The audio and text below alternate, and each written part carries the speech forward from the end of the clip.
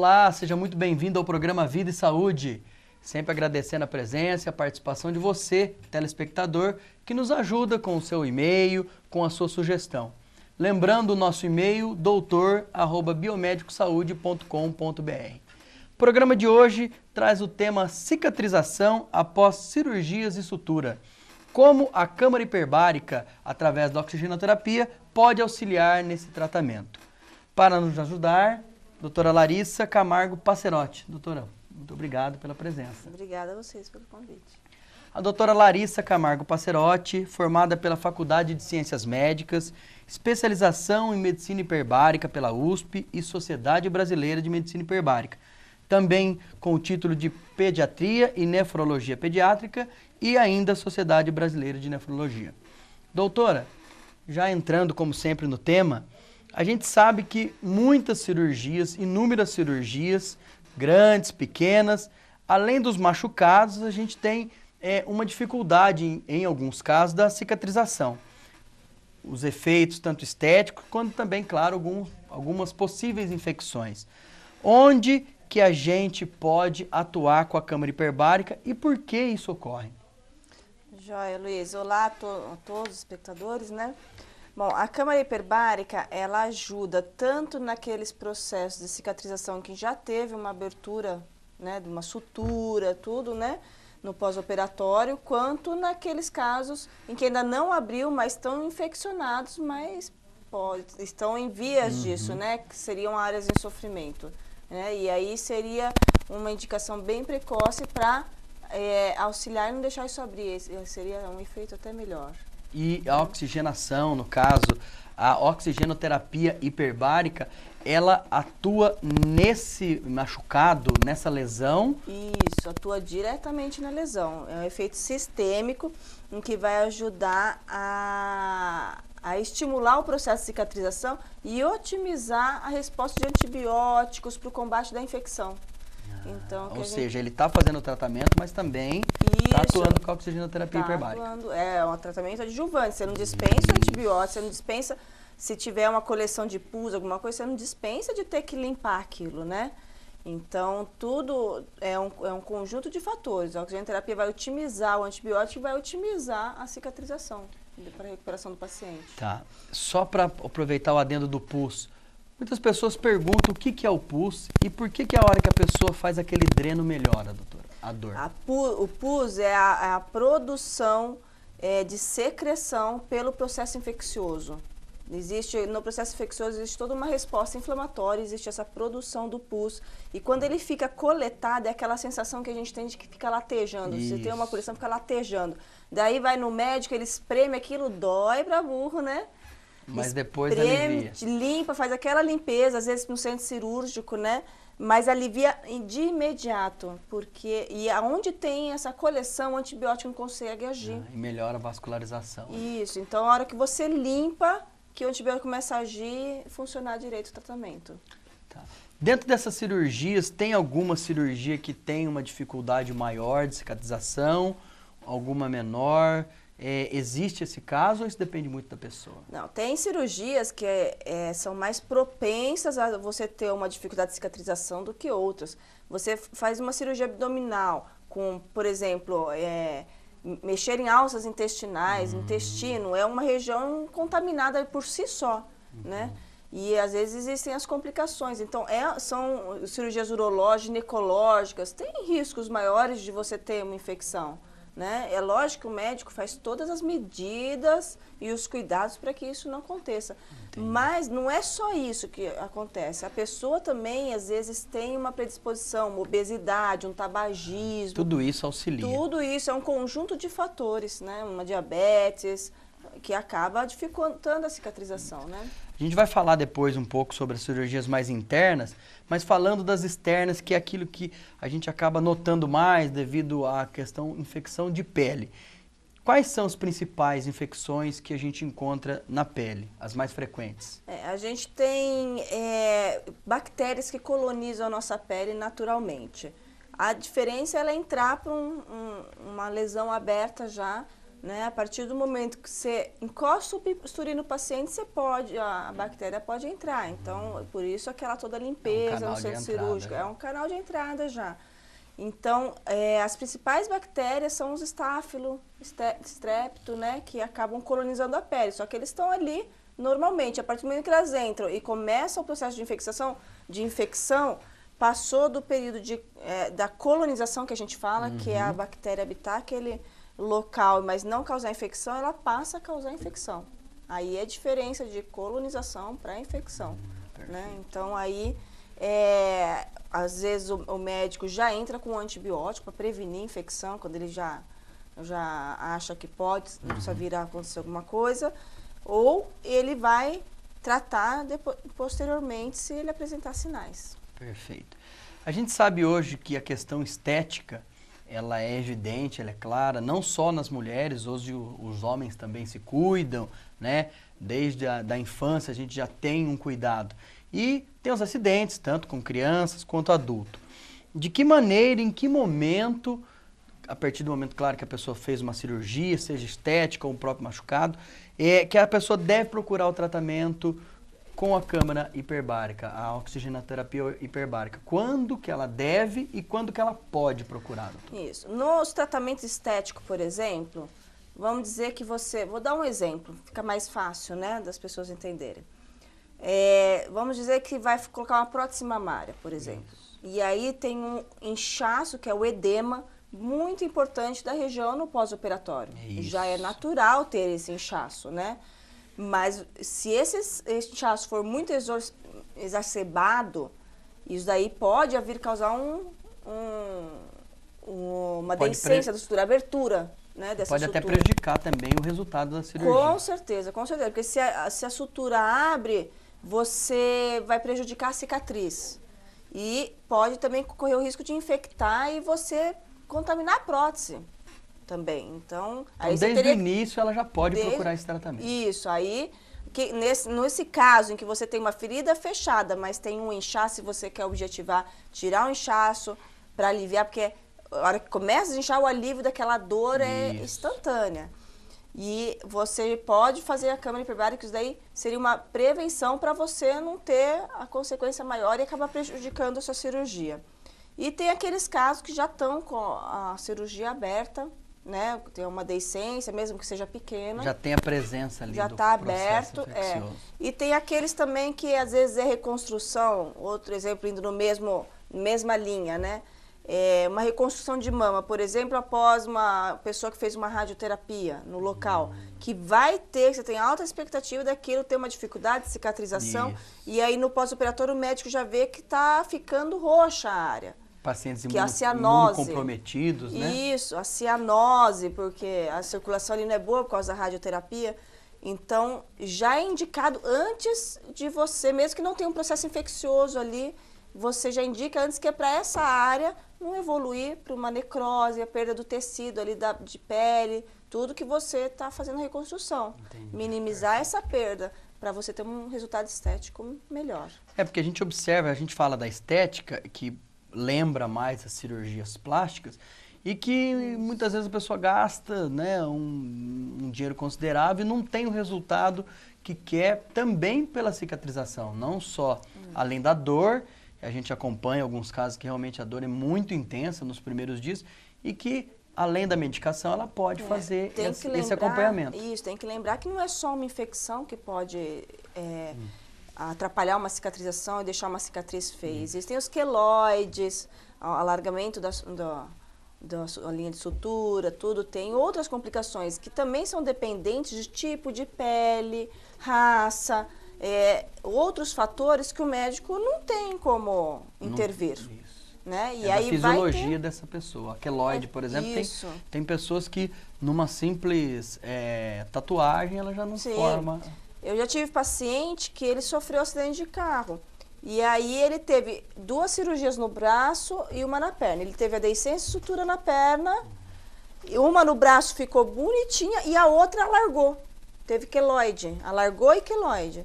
Então, quer dizer, a mesma pele, no mesmo acidente, o mesmo fator. Teve influências. Você teve cicatrizações diferentes.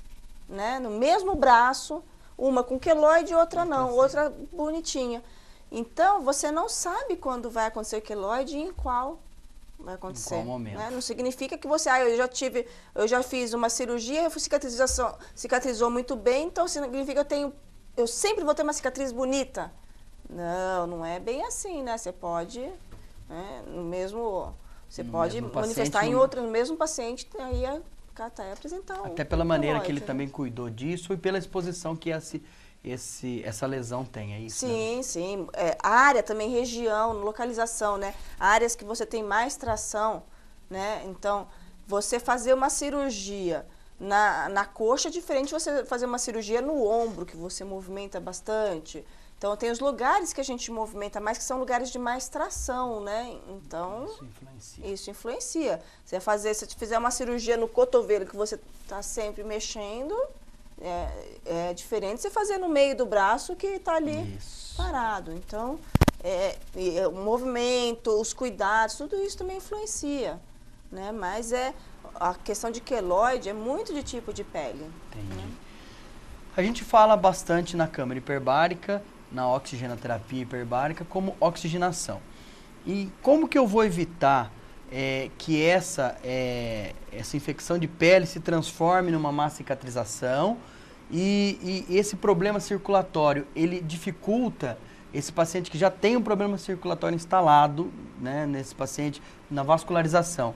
Ele dificulta essa boa cicatrização e também como que eu posso já evitar isso? Primeira coisa é seguir as orientações do seu médico. Tem gente que faz uma cirurgia que no dia seguinte está andando de bicicleta, né? Isso. Então, questão de seguir a orientação de repouso conforme ele estipulou para você, isso vai de cada cirurgia, né? Proteção, né, da lesão, curativo adequado, tudo, porque é um curativo que pode favorecer uma infecção. Às vezes você não pegou uma infecção no centro cirúrgico, mas você está fazendo curativo, não teve cuidado. Teve o contato. Teve o contato, pode acabar evoluindo a infecção. Então, a principal forma de evitar é seguir as orientações do seu médico. Certo. E o médico vai estar, às vezes, entrando com antibiótico de prevenção, alguma coisa, se ele achar que é um risco grande para um determinado paciente, o tipo de cirurgia que ele fez. Então, é questionado tudo para saber se tem indicação de fazer um antibiótico preventivo, que é o profilático, que é dito, né? Ou não, né? E aí ele vai estar, com certeza, depois da alta, reavaliando. Né? A gente fala desses cuidados até para o telespectador acompanhar, apesar de alguns cuidados serem básicos, justamente porque as pessoas não seguem. Né? Apesar de parecer cuidados básicos, simples, a gente vê que a maioria das pessoas não segue. A gente conhece pacientes, acompanhou, que fizeram uma videolaparoscopia, enfim, fizeram a retirada da vesícula através do vídeo e na sexta, no domingo, estava numa churrascaria, comendo, andando normalmente, subindo escada, na segunda foi trabalhar. Então, isso é muito complicado e perigoso, né? Isso, o médico vai falar, não, no dia seguinte você está trabalhando numa boa. Mas é lógico, com o que eu trabalho? Né? Isso é um questionamento importante. O repouso Se você uma pessoa que trabalha numa mesa, no escritório, tranquilo, você pode realmente estar trabalhando se ele liberou você. Mas e se você trabalha carregando peso? Já não pode. Já não pode. Então, o médico vai estar vendo isso no conjunto, né? E é lógico que ele vai falar, tirei uma vesícula, por exemplo, você vai numa churrascaria, você vai provocar, produção de gordura um monte, né? Então, vai sentir mal-estar, tudo. Aí depois liga pro médico falando, tô passando mal, né? Mas as pessoas, elas às vezes não veem, não enxergam, ter né? bom senso, nada como ter bom senso, né? Tá certo. A gente vai pro intervalo, mas eu sempre gosto de deixar aquela pergunta no ar. Como que a gente evita uma infecção de pele e, principalmente, como que a gente tem esse cuidado, como a senhora citou, através da alimentação? Ela influencia, ela não influencia, ela pode melhorar, ajudar ou não? A gente vai para o intervalo e já volta para responder essa pergunta. Até já.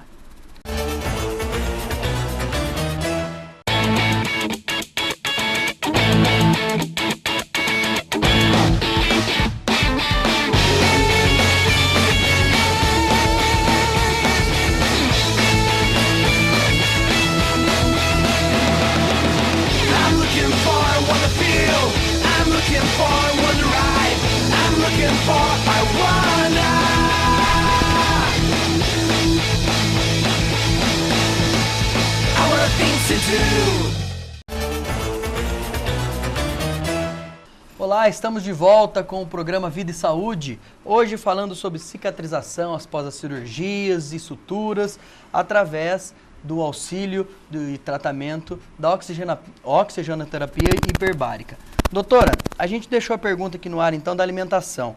Primeira coisa que as pessoas, principalmente os mais antigos, falam, olha, não pode comer carne de porco, prejudica o pós-operatório. Isso é verdade? É mentira? Existe algum alimento que não deve ser consumido? Que existe alguma restrição? Na Enfim. verdade, cada médico ele vai orientar conforme a cirurgia que você tem, o que você pode comer ou não.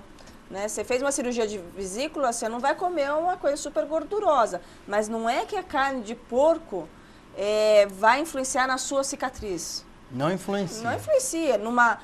Você tem uma úlcera por varizes, vamos dizer. Ah, então não posso comer carne de porco, senão estoura minha úlcera da perna. Isso. Não tem relação a isso. É importante, a partir do momento que você faz uma cirurgia ou que você tem uma lesão, se alimentar adequadamente.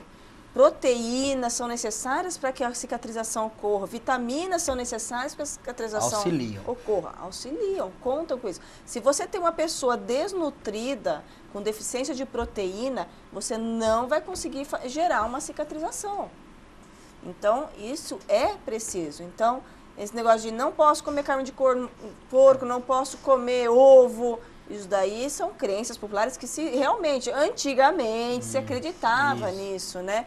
Mas a medicina já pôs isso por terra, né? Mas é ideal, alimentação, às vezes o médico faz uma cirurgia abdominal e fala, ó, pega uma dieta mais leve, uma sopinha, uma bolachinha e tal, ele vai estar orientando isso, para depois te liberar uma dieta mais normal. Normal, à vontade, né? E se é uma cirurgia mais tranquila, você fez uma estética, uma prótese de mama, você não precisa ficar restrito em nada de alimentação, né? Essa questão da cicatrização, então, ela entra muito mais dentro da qualidade de vida do paciente do que propriamente, por exemplo, se ele tem uma ausência de proteína, uma deficiência, então entra muito mais dentro disso do que propriamente o alimento específico que vai prejudicar. Com certeza, com certeza. Tá certo. Doutor, ainda dentro desse processo de cicatrização, que vira uma infecção ou uma inflamação, queria que a senhora citasse a diferença de infecção, inflamação, qual que é o primeiro momento, qual que é o segundo momento e quando que eu já devo procurar esse médico, em que momento, porque a maioria das pessoas acaba demorando muito ou pouco, enfim, muitos exageram, né, Sim, e outros não. Bom, a tendência é todo mundo, a partir do momento que vai para a mesa cirúrgica, encostou o bisturi, ali começa a resposta inflamatória. Já começa a geração de uma inflamação, tá? Você não precisa fazer um corte, começar a abrir, terminar a cirurgia e ter a inflamação, não. Encostou, começou o corte, já começa o processo inflamatório. E a inflamação, são sinais de inflamação, dor, vermelhidão, né? Aquela que a gente vê no corte, que a gente fala hiperemia no meio médico, é o vermelhidão ao redor, né? A dor e aumento de temperatura. No local, você encosta a mão, você já é um processo inflamatório, né? Só que a infecção, você já começa a ter secreção, aumento de secreção, às vezes inicialmente nem é o pus, você só vê aumento de quantidade e depois vem o pus às vezes. Né? E aí você começa a ver outros sinais, o escurecimento da cicatriz, tudo isso, e vê que vai abrindo. Você vê que você foi lá, trocou o curativo e estava seco antes e agora está sendo secreção, então... Eu já devo procurar uma orientação aí já nesse tem que procurar. Quanto mais precoce, isso. melhor, né?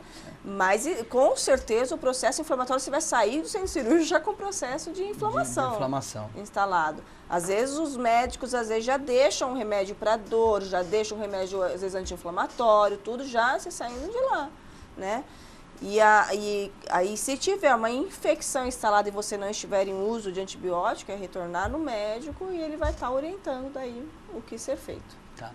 A gente citou no início o edema e que provoca dor. A câmara hiperbárica, ela auxilia a diminuição dessa dor, da cicatrização. Queria que a senhora citasse sobre esse auxílio da oxigenoterapia hiperbárica na dor. Isso, com certeza. Quando você tem um inchaço, esse edema da região, isso causa dor pela distensão da pele, dos tecidos todos ali, né? E a câmara hiperbárica ajuda você a reabsorver esse inchaço. E aí, é lógico, vai estar aumentando diurese e tudo, né? E isso acontece, na primeira sessão você já sente uma diferença. E com certeza essa dor daí já vai diminuindo. Fora que você favorece uma cicatriz mais bonita. Né? Às vezes quando você tem num caso de abrir a sutura, a deiscência de sutura, com a câmara a cicatriz tem chance de voltar numa cicatriz mais bonita do que quando você vai fechar espontaneamente, fica aquela... Existe uma vascularização maior ali, é isso? Que ajuda com a câmara? Isso. Sim, a câmara, ela produz uma vasoconstrição, que é uma redução do calibre dos vasos, que ajuda a reabsorver esse inchaço.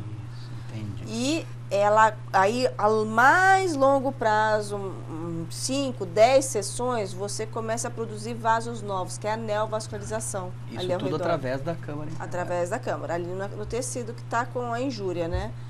E aí ela consegue estimular, chegar mais oxigênio, estimular a célula de cicatrização para que o processo seja favorecido.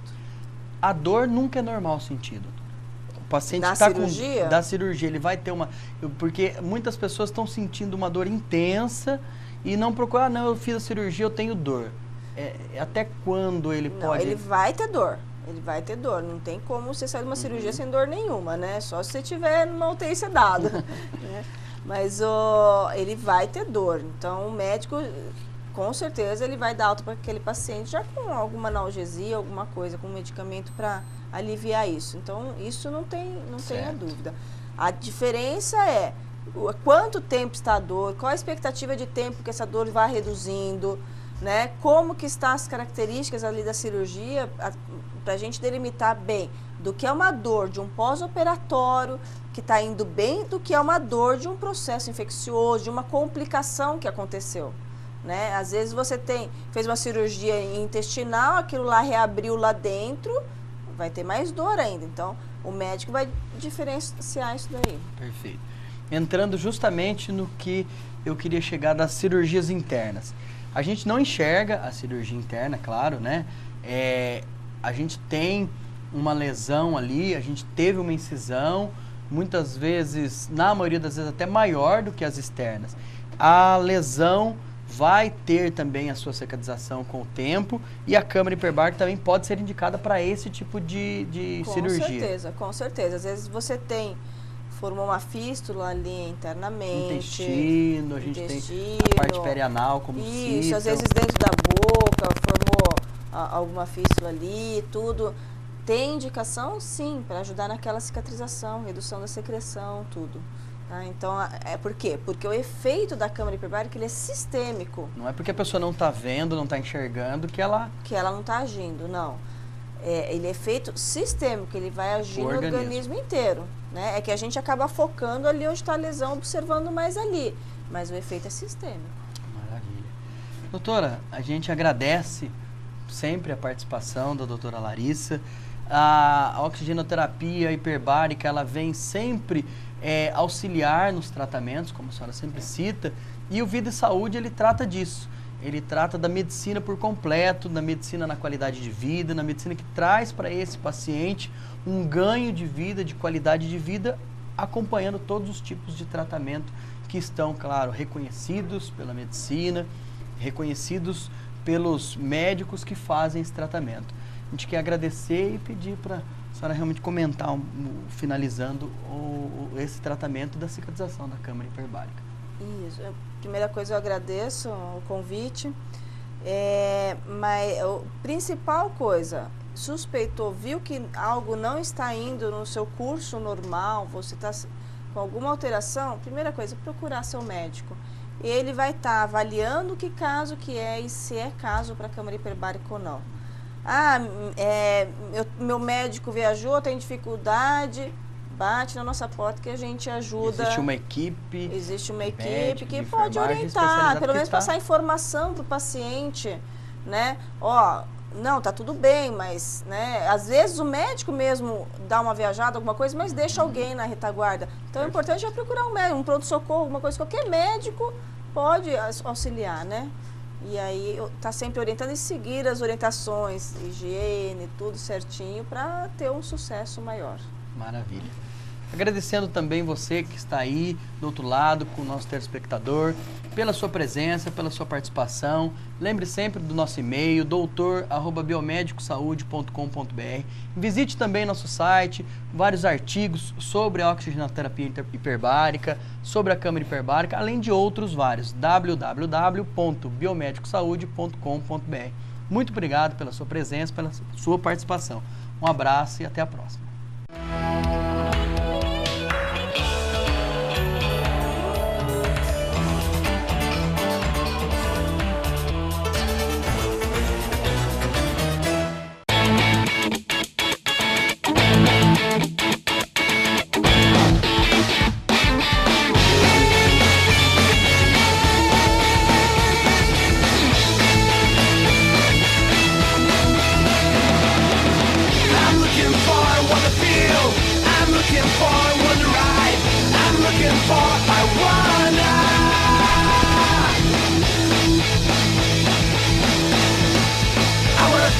To do.